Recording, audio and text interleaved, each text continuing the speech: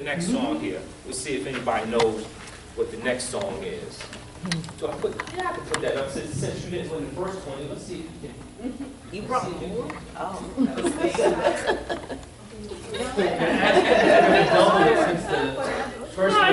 I get to keep my money. What? If you're a resource person to tell you it's all about money, what? Ain't nobody trying to, what? Give it? No. Let's hit the second song. Nobody know this either? Stop playing. Pause that. We pause that. Nobody know the hook to that? I do. Nobody knows the hook. You don't have to tell me I do. anything. Nobody knows the hook to that? Bought a Phantom cause I always Bought a Phantom cause I always wanted one. Oh, everybody here a little bit too young? Maybe the parents haven't hooked you into the technology? What you listening to? Gospel? He in church? I'm just telling you, man, you might still be on the young side. Bought a Phantom because I always wanted one. Nobody knows the hook. Okay, let me put that money back in my pocket. You gonna have another chance? Everybody well educated. Okay, I got it. At least some young person knows it, so at least I'm not standing up here acting crazy with it. The culture for me is reflected. Huh? Does he get money? No, he doesn't. No, he's not. I'm preaching to the converted over here. That's like my son getting the money. No. He's technical support. We'll take care of it. The culture is reflected in the music. The culture is reflected in the Facebook, in the Instagram. How many here on Facebook? 2 hands. How many here on Instagram? Okay, we got a few more hands. Okay, how many on the newest thing that just came out last night that I don't know about that's just like Facebook and Instagram? Because that's how it goes. No sooner than I tell you about something, they're like, oh, that's old, Snapchat. Oh, that's so passe. Whatever the new thing is. Whatever the new thing is that you commune with your friends, and you were all the blind leading the blind. Whatever that new thing is, whether that be Facebook and Instagram or whatever that thing is, whatever that thing is. What we have in America today is the glamorization of thug life. That's what we got. That's what's going on in the music, in the culture, in the clothing. I'm not scared of young black men because I represent young black men. I'm not scared of young black men because I understand there's a lot more bark. There's a lot more bark than there is bite. But I also understand that's not the media when they go to putting out the images that they put out. Let's go to number 3. That's not the media that's telling them, hey, you need to depict this a certain way. That's them. Now this 3, 4, and 5, the first 2 are commercial. 3, 4, and 5 all come from my cases. People I've represented. Play it. We're going to hit a whole minute of it. This is how they want to portray themselves. No media. They constructed the video. And they got the folks that said, hey, I want to be famous. I want to jump out the car too. This is our depiction of ourselves. This is how young people think, oh, this is the only way we can make money. Here we go. It's not the media.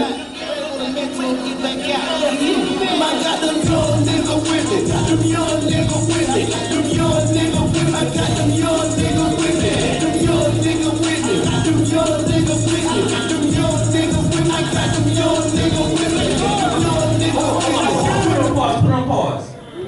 As you look at the gun, hold on. You might look at the gun. 20 for anybody that can identify the weapon that he holding. Uh-oh. What you think it is? What? Exactly. A chopper? No, it's not a chopper. A chopper is an AK-47 hand. Yes. A Tommy? Tommy gun. No, Tommy gun is a machine gun, but that's not a Tommy gun. Yes, sir. A Spaz shotgun.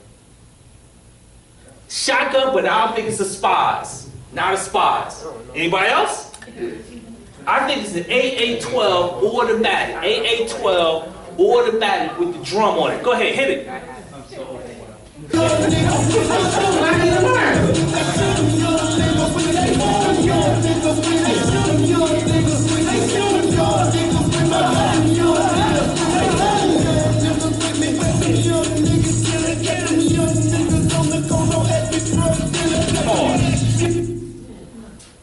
Black in America.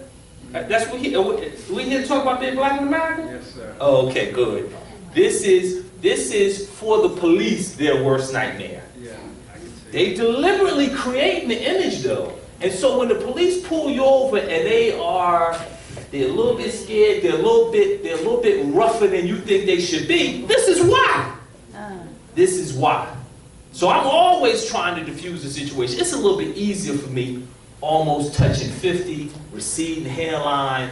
I can hit him with words like ubiquitous. He hit me with that this morning. Ubiquitous, prurient. I can sort of diffuse the situation relatively quickly. My license is in order. But I'm talking about for the young person who doesn't have the vocabulary, who's trying to figure out, why are you harassing me? Why they harassing you? They're not quite sure who they dealing with. Play the next one.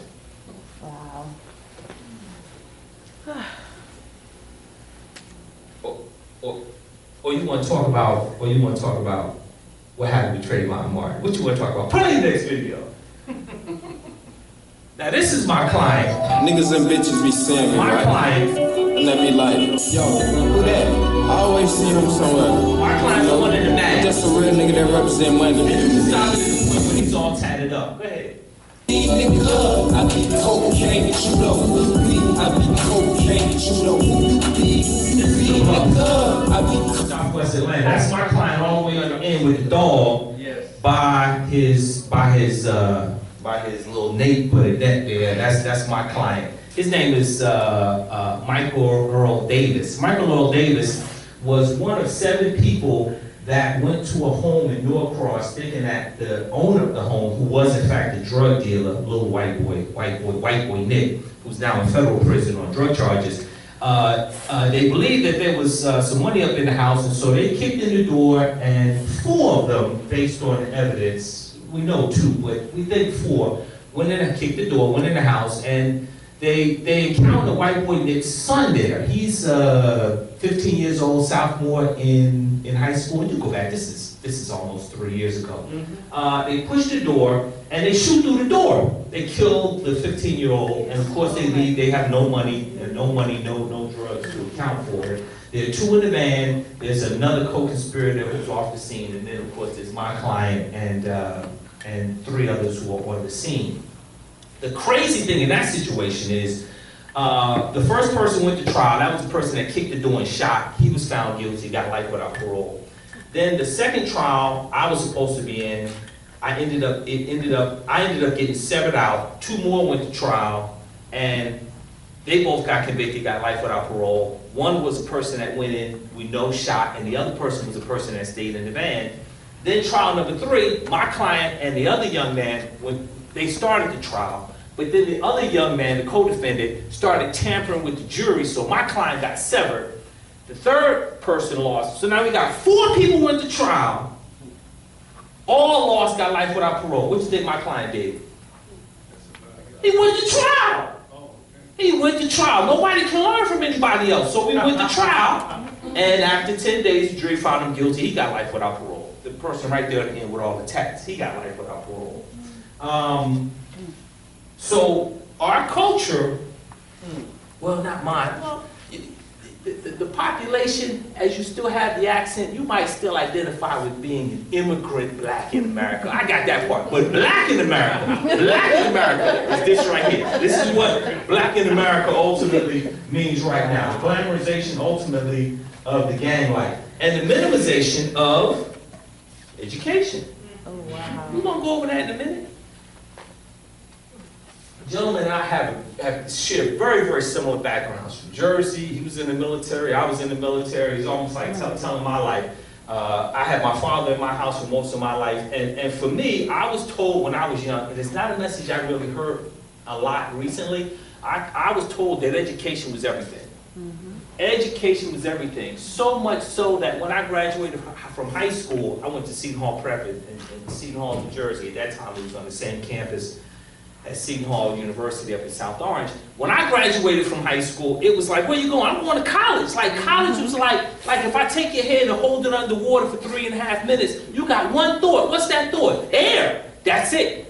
That's it. There was no second plan, no backup plan. Your mother's sick. So what? I'm going to college. That was it.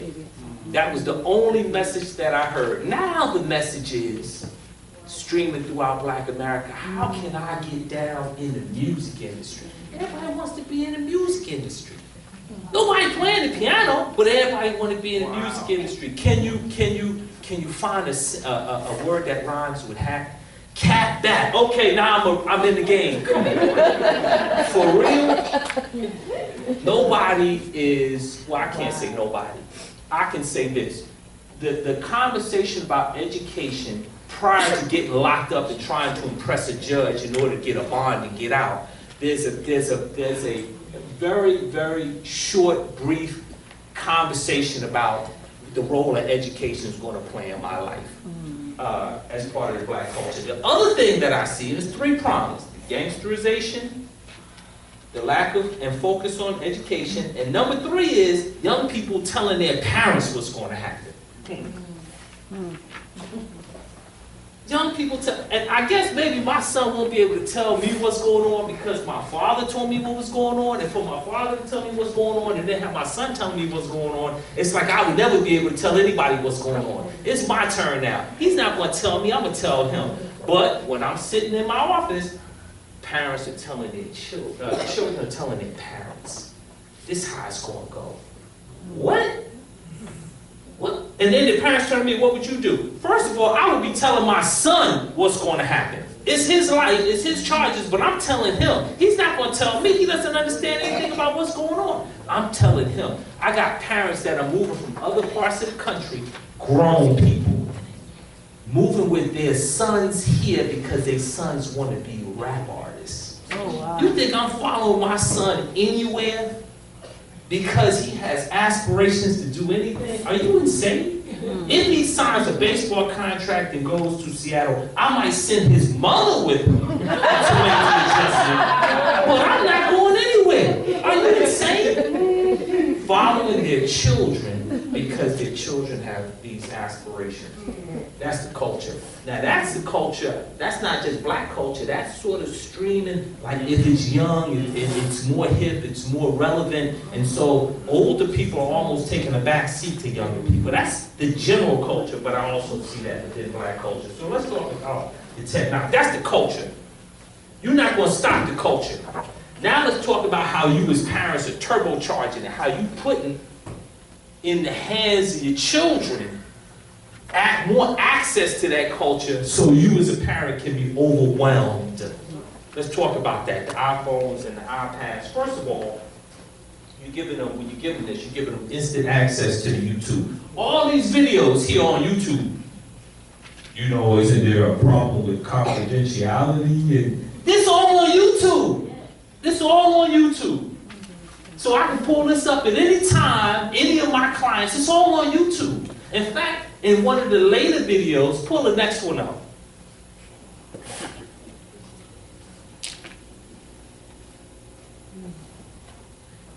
Think Rich, Get Rich. That's a gang that's here in the Snellville area. Think Rich, Get Rich.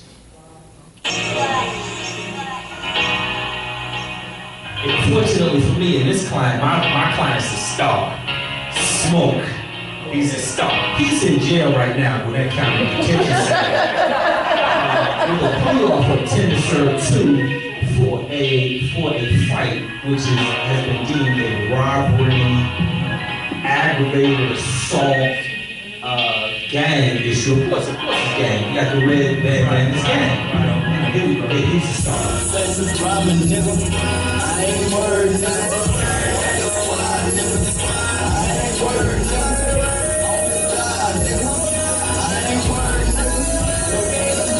Okay, Paul, he runs his house. His mother don't run the house. He run the house. This is what we're talking about. We're talking about Black in America. Black in America. He run the house. This is also on YouTube. This is on YouTube, and he's charged with, as I said, robbery, aggravated assault. But you got instant access. Parents are giving them instant access. YouTube, Facebook, Instagram. And no sooner than I say YouTube or Facebook, the kids say, I don't go on YouTube, Facebook no more. Whatever's going on. And whatever came in last night, Nobody's stupid. Whatever came in last night that you now get hip to, I'm not hip to it. I'm hipper than a lot of the parents in here. But I'm not all the way hip because I know something else came out last night that you hooked up with. But it's the same thing. YouTube type, Facebook type, Instagram type thing.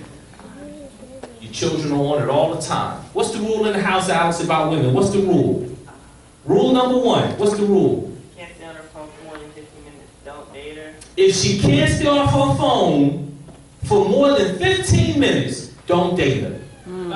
She got 2 minutes. I gotta figure out what's going on. Leave her alone. She's not gonna be able to make time for you or pay attention to you. Can't stay off the phone for 5 minutes. Do you think if all you're doing all day is watching the YouTube and talking with your leading the blind friends on Facebook, you're gonna have a good sense of what you need to do as you move forward in your life? I doubt it. I doubt it. So we talk about qualitatively what you have access to and quantitatively how often you're in contact. I call this right here the virtual umbilical cord. That's what I call it. Why do I call it that? Because mamas put it in their son's hands and they think, okay, I got access to him and I'm going to be able to keep him safe. Nonsense. And all the son does all day, doesn't make any decisions. He calls his auntie or his grandma, or his girlfriend's grandma or somebody, and they're talking and they're helping him develop his judgment. No, you're not. You're just giving him answers. I prefer my son make bad decisions now and we talk about them later on, rather than me make all the perfect decisions for him now. Because he's going to have, later on, he's going to have to make those decisions. The virtual umbilical cord. That's why his phone is my phone. This is his phone. It's my phone. We sharing it. That's it. That's as good as it's going to get, 13. That's as good as it's going to get for now for him. That is what it is. Can you sell me on the virtues? I'm really an anti-technology person. Can you sell me on the virtues of iPhone and iPad? Probably not, because nobody's doing what they're supposed to be doing with it. Here, check it out. Last 20. Check it out, check it out. Bam. Who got the answer? Who got the answer? What's the answer? It's 5 or 6. Pause. Who else agrees with that answer? Raise your hand. Who agreed with that? Okay, what you think the answer is? 5, 6. 5 over 6. That's what he just said. Yeah. So you agree with that? I got that 5, 6. Hold on. Anybody else has an answer? Nobody else got an answer? Go ahead. What's the answer? She says it's 4, 6. Pause. Anybody else got an answer? Anybody else got an answer? You got an answer? What's your answer? Huh? 5. That's not, well, we can't say that's not correct. Somebody might agree with that. Who else? Anybody else got an answer? 5, 6 is correct. 5, 6 is correct. I'm sorry, we're gonna have to stage that again. Can you give me 20 again so we can get it on the camera? 5, 6, I'm gonna give it right back to you. 5, 6 is correct. 90% of my clients say 1/5. Oh, come on. 1/5. And I've had 3 clients, check it out. I write it, so the narrators know. Other speakers. And I hand it to them, and they look at it, and they look at me, and I say, read it, right? And this is what they've said. Let's see if you're bright enough to get it. I don't represent juveniles. We're talking about 18 to 28. This is what they say to me. Check it out. I said, just read it to me. N1 minus plus W 1 minus 11. Anybody see that? Anybody see that? Oh my goodness. Anybody see that? Anybody see that? Three grown people in Georgia who are procreating have read this not as 1/2 plus 1/3, as some type of hieroglyphic N1 minus plus W. That's where we at. You want to talk about being black in America? Oh my You want to talk about being black in you want to talk about it? You don't want to talk about it. This is how we get here. Yeah. This is how we get to the video, because this we talk. You want to know what age this is? This is fourth grade. Right. Fourth grade fractions. Math is the language of logic. So if you don't have fourth grade, and now here you are 17, 18, getting ready to go apply for a job, maybe your friend's got a tattoo on their face, so you decide to get a tattoo on your face, a human resource person, she not taking you serious, turn the video back on. Turn the video back on. This is your only way out. This is it. Turn the video back on. This is it. We ain't worried.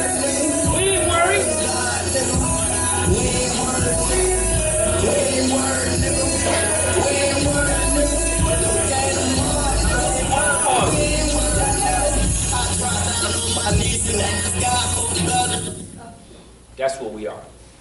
That's my black in America. Is that my personal life? Of course that's not my personal life. We just went up to Riverside Military Academy yesterday. They told me $35,000 a year. We trying to figure out where my sons are homeschooled. They playing piano, they playing baseball. The other one's now up in Lawrenceville playing baseball. That's not my personal life, but that's still the reality that I have to face when a police officer pulls me over. When he pulls me over, he doesn't understand, oh, you know, you got 4 degrees, and I see this car, and everything's in order, and I see you. No.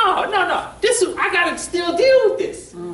Irrespective of what I might believe and the values I might hold and what I'm building in my own personal life, this is the reality that surrounds me.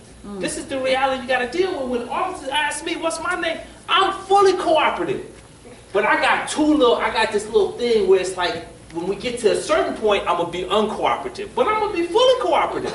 My name is this, and I'm here for this, and I'm here for that. I'm gonna be almost subservient till we get to a certain point. And then I'm gonna act crazy. But I don't suggest you act crazy. Now, when the police officers pull me over, I don't really have a problem with the police officers. Because the police officers pull me over, why are they pulling me over, Alex? Speeding. Because I'm a speeder. Speeder. How fast is the car going? No, don't say it. Okay, good. I'm a speeder. And it tints too dark on the car. It's supposed to be, what, 42 minus 14. Listen, it is what it is. I already know the police are going to stop me because I'm a speeder. The average lawyer tries 2 cases a year. I'm trying 20. You don't get to separate that. You take the good with the bad. The same aggressiveness in the court, the same aggressiveness that's helped me build my firm is the same aggressiveness in the car. It is what it is. So I can't tell you, hey, be super aggressive by a $350 horsepower car and drive it like a grandma. I can't tell you that. I can't tell you that. I can tell you that everything better be in order when you do it. Our problem is not the police. Our problem is not the media. Our problem is us. We're not editing it. When people talk Trayvon, the first thing I talk about, let's talk about drink. What's that? When you get the Skittles and you mix the Skittles with what? With watermelon iced tea, you get what they call drink. Oh, wow. That allows you to get high. That's why Trayvon had the Skittles. Oh, No, that's not true. I never heard that. The medical examiner has looked at his liver, and the damage that comes from consuming drink is reflected in Trayvon's liver. Don't ask me to come out. Nobody should be killed by the police. But don't ask me to now put any part of my life on hold when this is your life. If this your life, certain things come with it. When the police pull me over and give me the tickets, I don't ever say why you pulling me over because I'm black. I couldn't even see you in this dark car. Stop playing. The tent too dark. You pulling me over because I'm doing wrong. And if I don't know how to handle that situation when the police pull me over, now I'm in double trouble because now I'm going to take a minor situation where I'm already speeding in the wrong and the tent's too dark, and I'm going to make it worse. And then I'm going to say, what? I need the black community to come out and support me because the police officers was doing me wrong. I'm going to come and support you when you're doing right. If you're doing wrong, whatever come. I don't have time for it. I'm just going to tell you just flat out. That's why you don't see all the lawyers, especially criminal defense lawyers, you don't see them running out when something happens. Why? Because we know our clients. We know our clients. When they're restrained in a chair, they're doing something. We see how they act up in the booth.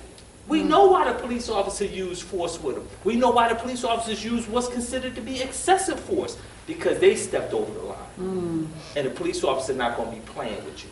That's what it is. That's what it is. But I'm gonna sit down, I'm gonna let the next speaker come up. I'm sure she's gonna tell you, don't get a face tattoo. I'd be shocked if she tell you that. That is on the rise. Whereas I used to see that maybe 1 in every 50 clients. I'm seeing that now 1 in every. We're not talking about tats on the neck. You see, I got to see tatted up. We're not talking about that tat. We talk about a face tat. Wow. Tat on your face. I'm seeing that 1 every 15 clients now. They got some kind of tattoo on their face, not the eye drop, but some word or some face tattoo. Mike I can't imagine. When Tyson got it, it was like, oh, but it makes sense there. He's already made it. Can't understand why a 17-year-old, 18-year-old who has yet to finish any type of schooling and intends to go and ask somebody for a job would put a face tattoo on. But that's where we at. And at some point in time, community, church, somebody got to say, you know what, that's enough. Not just raising mine, but as a community, we got to come together and say, listen, that's enough. That's enough. It's going a little bit too far. We got to slow this thing down a little bit. Not just, maybe not for the people here, because obviously nobody here said 1/5. But I'm telling you, of the 200 folks I represent every year, 180 of them say 1/5. And that's who you're being judged by, because this group right here, I can tell you, is a self-selected minority. Nobody knew the hooks. Nobody said 1/5. So this group is an anomaly. That's good. That's fantastic. Give yourselves a hand. Give yourselves a hand. But when you say, why are you treating me like this? Because they expect you to say 1/5, and they expect you to know the hook to Jeezy.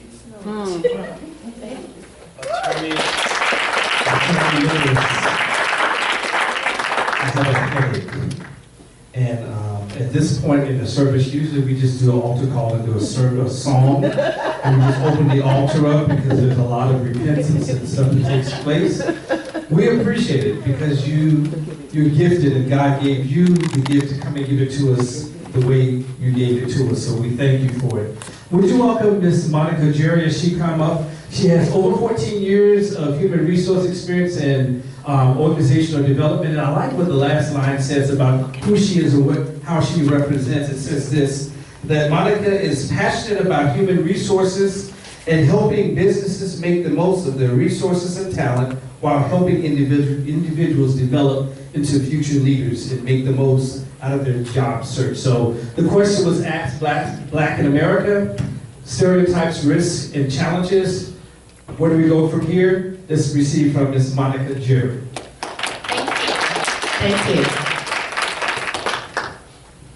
Good afternoon. Good afternoon. I have good morning here on my sheet. Now, this was a last minute invitation for me, but I'm so happy to be here to speak to each and every one of you.